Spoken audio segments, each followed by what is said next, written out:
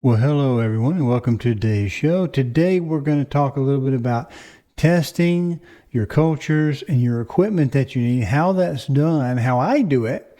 Not saying you should do it this way, but how I do it. And we'll do it in a certain order that we'll talk about right after I roll title. I have to do some homework first, lay out some generalized explanations before we get to the good part, my testing that last batch of salami. We have to go through it in a logical order so that it sort of makes sense, because before we can talk about testing and the results, we have to talk about the cultures, and the cultures will drive us into what equipment that we have and what cultures then are available. So we'll talk about that, and we'll start right now. All right, here we have CHR Hansen's manual. We pulled it off of the internet, and we looked for Bactoferm Meat Manual Volume 1, or you might, if you choose, just do CHR Hansen Meat Manual, and you'll probably get a choice if you use Google. Now, I noticed a while ago, DuckDuckGo, my default, doesn't actually like that finding, this right here, and I don't know why. But anyway, we're going to use their documents, and I really recommend that you familiarize yourself with this manual from cover to cover. You don't have to, but I think it'll make more sense. You'll get a better basis of it, because one of the things that you'll notice in one of the notes is they may cite the same species of bacteria, but there's a note in there that says, yeah, but they're different strains. So you may have the same xylose be used for a cold fermentation, be the same, it might be in a higher elevated temperature, but they're different species. So you really need to get the culture that you want to if you're going to do cold fermentation versus accelerated high type stuff. So with this being said, we're going to look through the manual, scroll through, and I want to get toward the bottom. Here, obviously, table of content. What I want to talk about, really, we'll get down to the actual individual breakdowns of what's in a trademark, I guess it would be, a brand named group of cultures. And it talks about stuff you really need to know. Some of them, if you know your recipe and it's going to be a high salt thing like a pepperoni, certain cultures may not work that well for you because it simply may have too high of a salt content for it. You also want to see what your purpose is. Are you just trying to ferment it for the taste, and then you're going to cook the sausage like you might do several varieties, or whether or not you're going to dry? Now, what I'm doing is a dried, ready to eat sausage, and so I found one culture that I pretty well much use for everything for its safety, what it's trying to do. But anyway, here you can look at the types of sugars. I started in the first one to talk about type of sugar. Almost everything will do a dextrose. And remember, table sugar breaks down into fructose and glucose. These top two right here where I have my little bracket, that's what they're going to break down to. Not everything can use sucrose, which is this one down next to the bottom. You see right here, pentas. This one right here is one that can use sucrose. So if you only wanted to feed that particular bacteria, you could use and choose that type of sugar. But there's another chart in here, and you can find it, that talks about how effective the sugar utilization is depending on which sugar you use for various things. So it talks about even in the temperatures here. This is good from 35, you see, to 95. And so if you had a cold chamber fermentation like I started with initially, well, actually, that's not really 100% true. I started at a room temperature in a particular room where I kind of elevated it with a little bit of heat, in a fire-safe manner, so that I would actually be able to use some of the fermentation process. A lot of the low temperature is, in fact, actually, it's going to be a little slower probably. Now this is C. I misread that just as I was talking. It's the 35C. There are some that they will specify are good for cold fermentation. So watch me to make sure I don't confuse my F and C's, because right now my mind is thinking American. All right, so it goes through and it gives you kind of a breakdown in the bacteria, the mold. I never use a mold. Man, can you ruin a box once you get mold in that system? You almost need to build, and I probably will for my cold room, because I had some start. I had some the white fuzzy mold get started. I don't think it's a problem, but once it got started, you see, you can't hardly get it out. It's just there. So I never use molds, and I don't use yeast. I only use the bacteria, the cultures that use the bacteria. All right, that's just a personal preference. Here we talk about a little bit about the optimal growth, salt limits.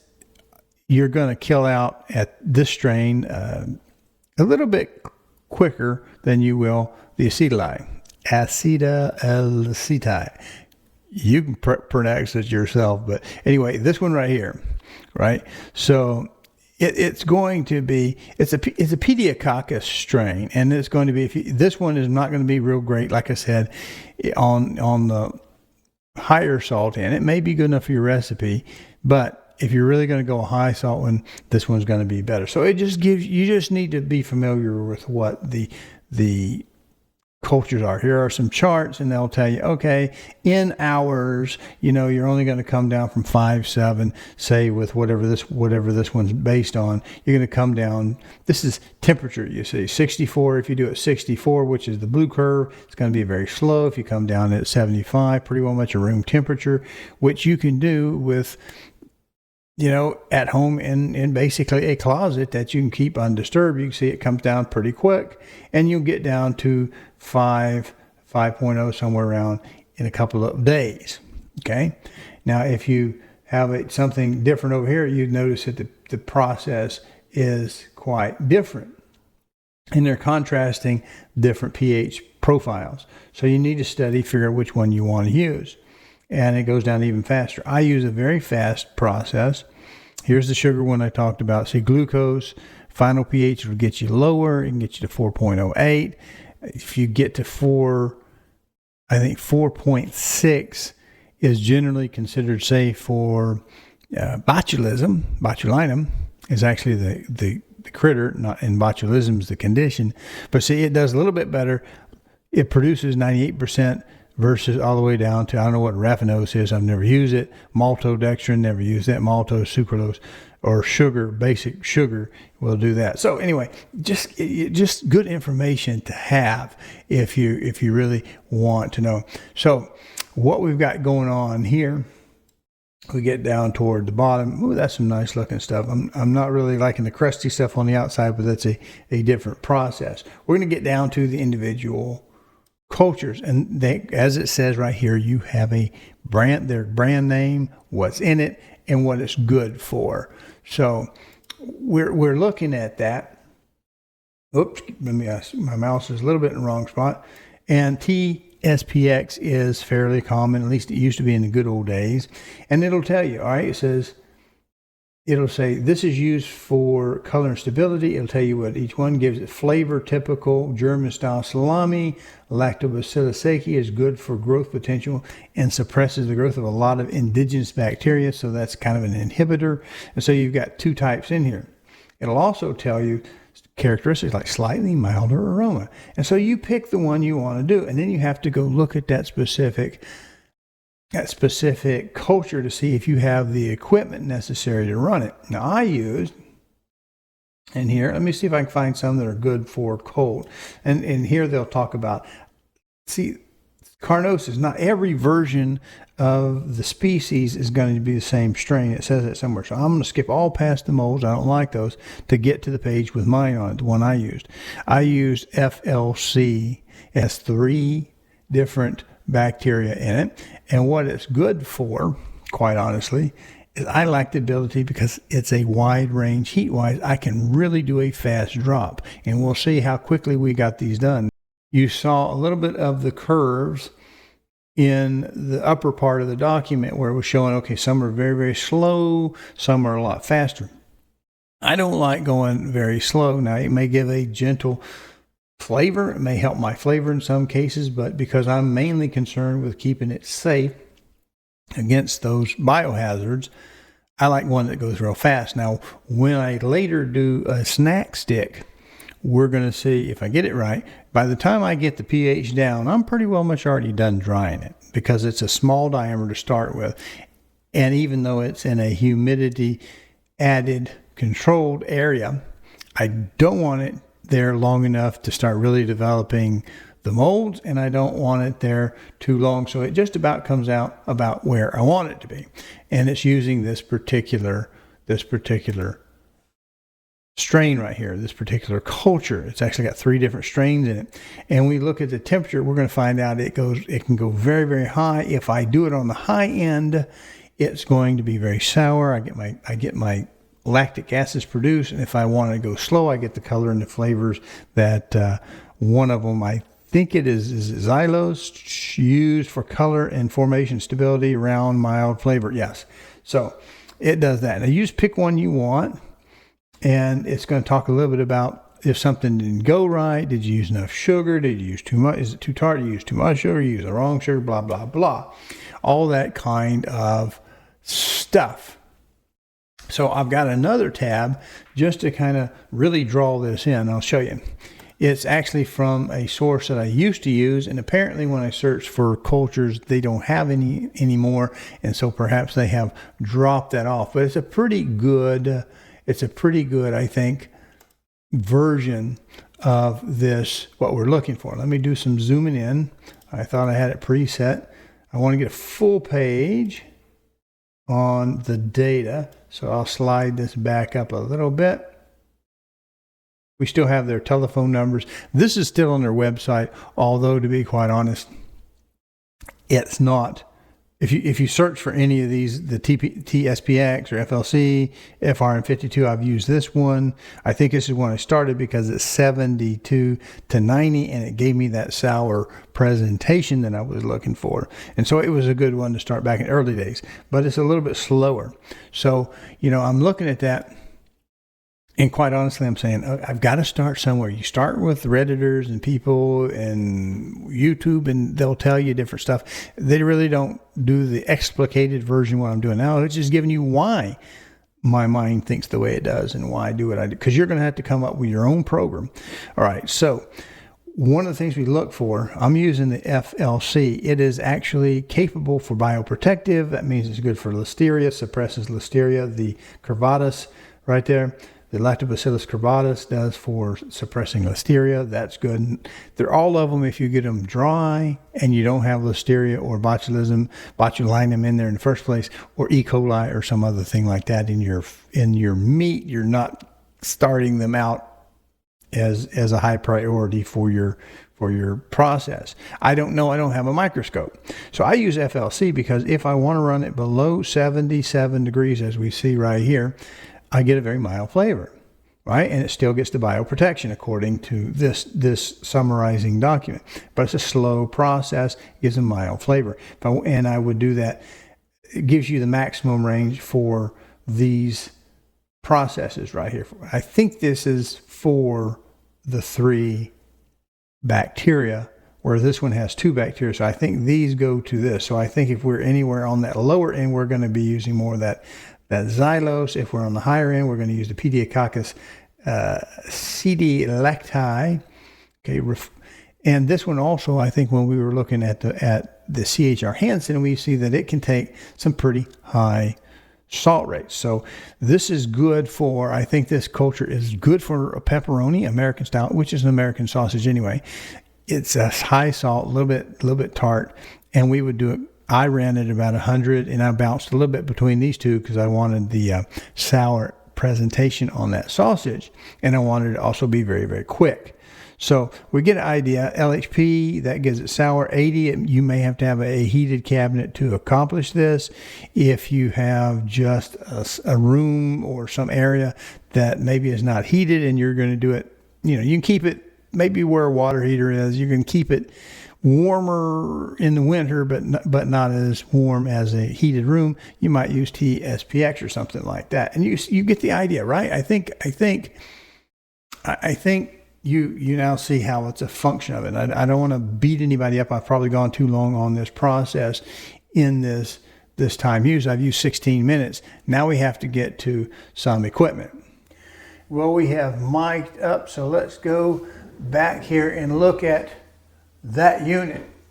Now it normally lives, to be quite honest, it normally lives next to the computer that I'm recording with, but we'll pull it up as best I can. I need to get my glasses on so I can see better what's going on. All right, now this is what it looks like, and I've done a video on this prior in other seasons. If you like this content, please go to calldeltosell.com, find the tab that says on YouTube, click it, and it'll open up a page of QR codes. There you can use a smartphone to scan and get to the YouTube page, or you can just mouse over and click it on a PC.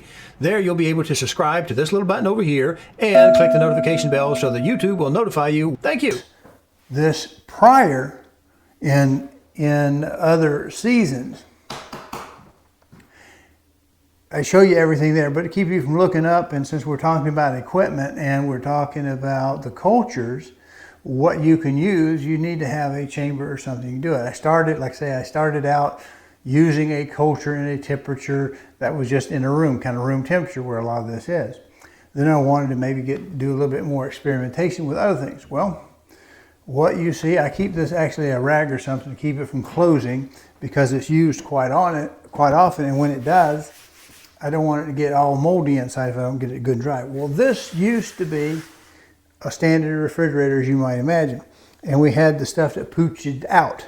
So there's a video out there of me taking this and taking a little cutting wheel, I think it was, and cutting out the plastic liner of the door, which there were some cavities. I filled that with fiberglass, took a piece of duct material for HVAC duct, and cut a square, a rectangle to be more accurate, painted it, and it's just, I think, 3M VHB double-sided sticky tape down on the door. This gives more usable volume that we have in the case. Now this right here, and I'll show you a close-up with a handheld camera as I talk over it, is just some 1x4 that I built a rail that just sits on that top shelf to give it extra height this way, and I can then take rods. These are all threads inside of a piece of 1/2-inch tubing, and it sits up here, and we do hooks.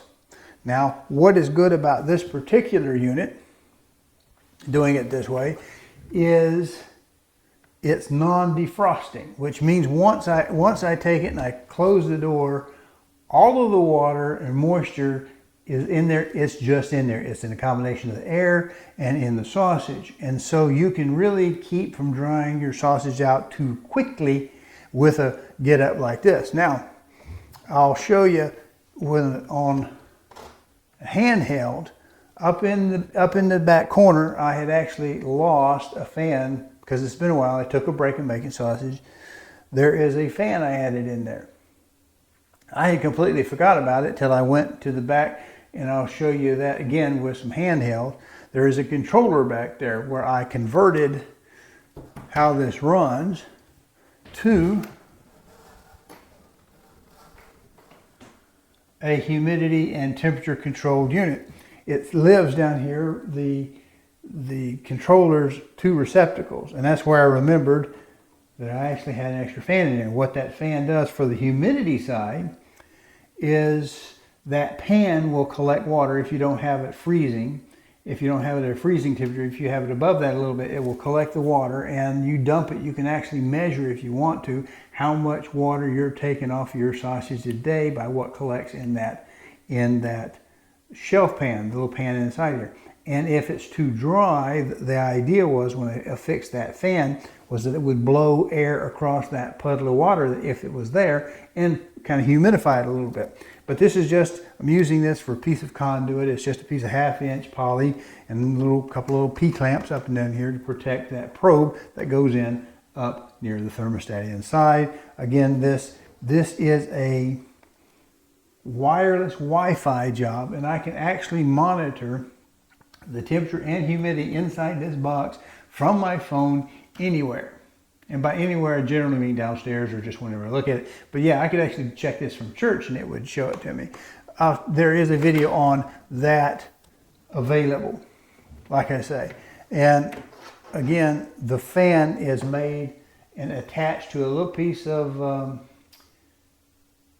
metal stud track. If you ever did construction, if you've ever done that, you have a track you put down, then you shoot it down with your ram set, and then into the concrete, and then you build the wall with metal studs. So that's just a little piece of that. I sized it, cut it, trimmed it up, and that was pretty well much it. So what this will do for you, if you have a chamber like this, is it will allow you to do some of the cold fermentation.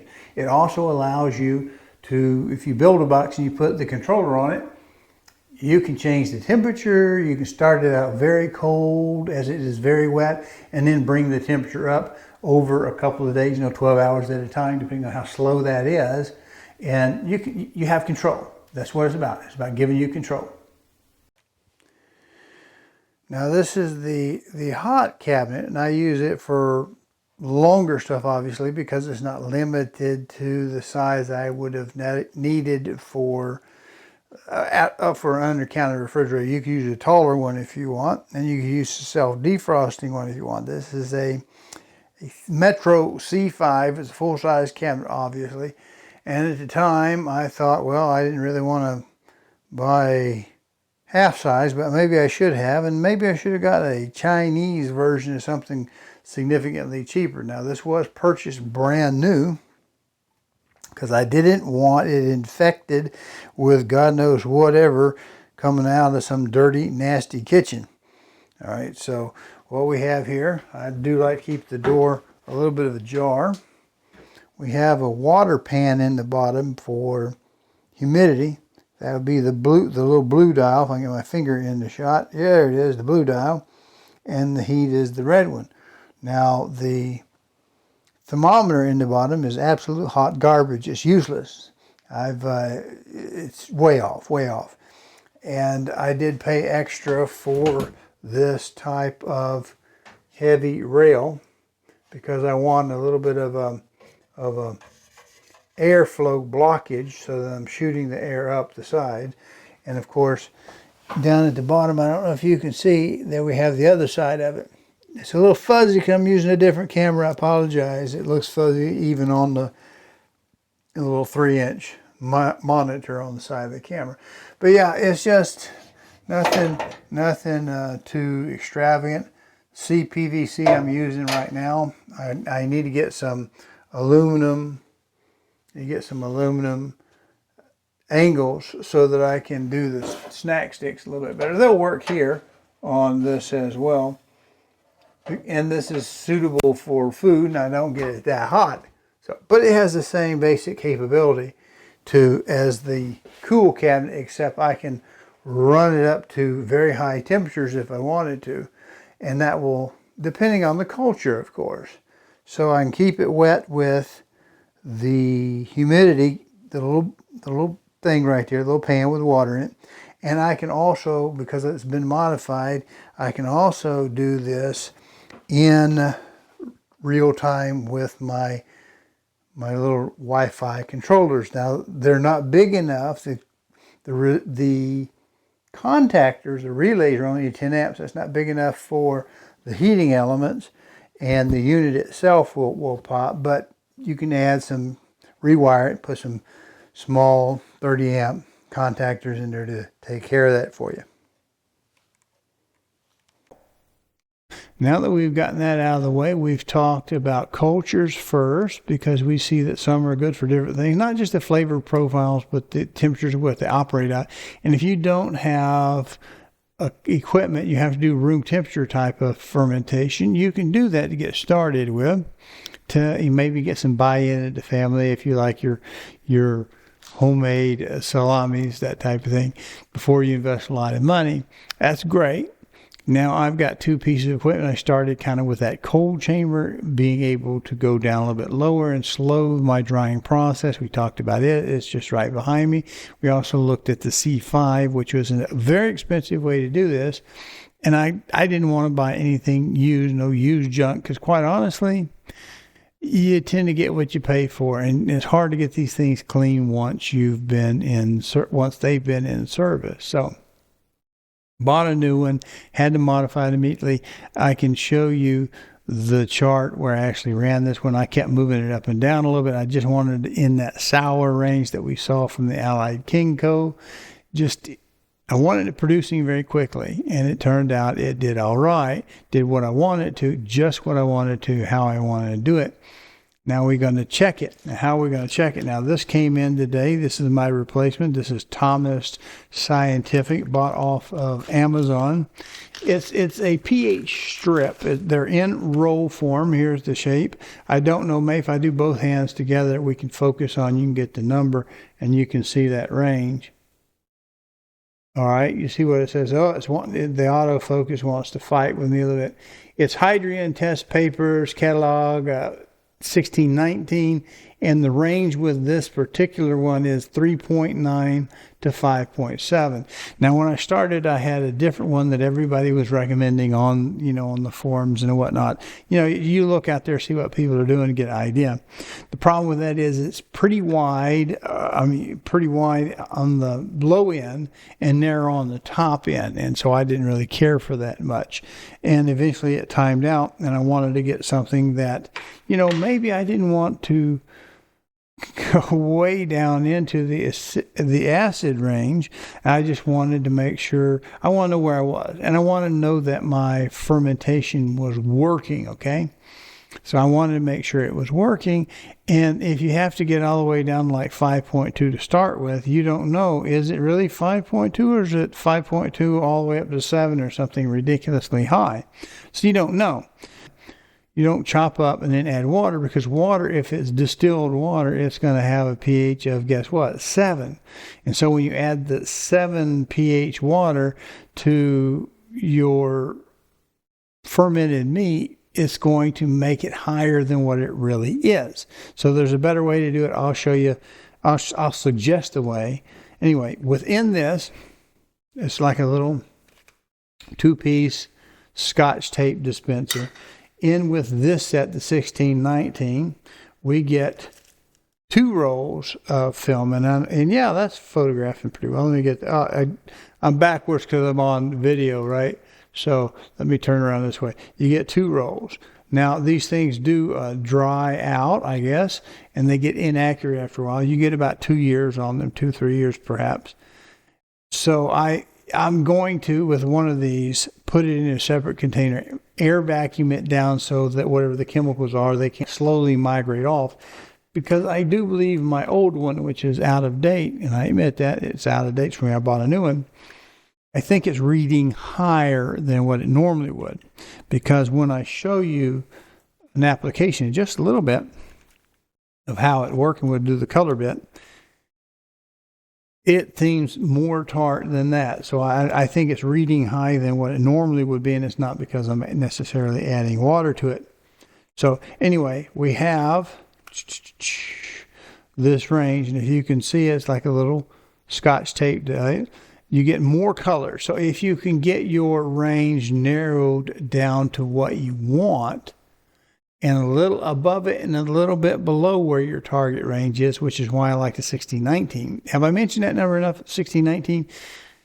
What it will allow you to do is know that you're actually moving into your fermentation, into your pickling, into your acidification before you go super, super low, and you don't have to worry about, is my culture dead? Did I have too much salt for the particular culture that killed it, or whatever? It just gives, for me, it gives me a little bit more confidence using this particular one. And there are, as I showed you, 2 reels in there, so you get a lot of it, and you can check quite often, not hurt anything. So yeah, just got my replacement in today.